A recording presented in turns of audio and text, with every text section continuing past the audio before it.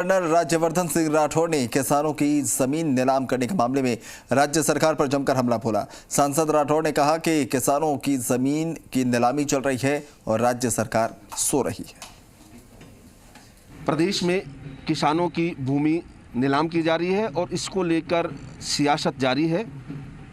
राज्य सरकार ने अपनी जो गेंद है वो केंद्र के पाले में डालने की कोशिश कर रही है और इस बात को लेकर मेरे साथ हैं जयपुर ग्रामीण सांसद कर्नल राज्यवर्धन सिंह राठौड़। उनसे बात करते हैं कि आखिर किसानों का ये मुद्दा क्या है और किस तरह सुलझ सकता है।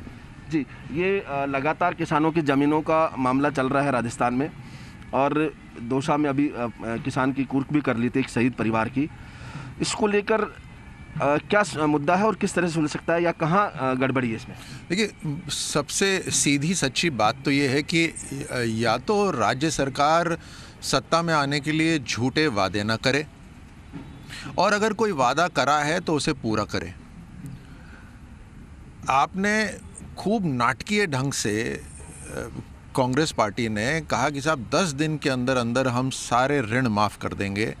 उस समय तो आपने ये नहीं कहा कि ये हमारी 1, 2, 3, 4 ये कंडीशंस हैं, हमारी शर्तें हैं, इन्हीं के माफ़ करेंगे, बाकियों के नहीं करेंगे। ये तो आपने नहीं कहा उसके अंदर उस समय। तो जनता ने आपके ऊपर भरोसा करा, चलो वो एक बात रही। दूसरी बात, आप सत्ता में हैं, आज की तारीख के अंदर 3000 करोड़ की नीलामी हो रही है। 9000 किसानों की तैयारी हो गई है। 9000 किसानों की ज़मीन की नीलामी की तैयारी हो चुकी है।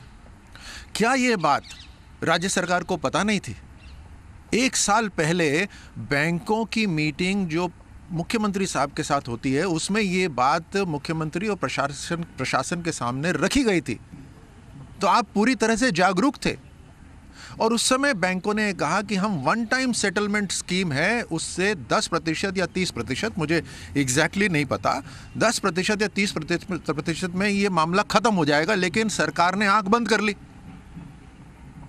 परवाह ही नहीं थी, क्योंकि परवाह तो इनको सिर्फ अपनी कुर्सी की है।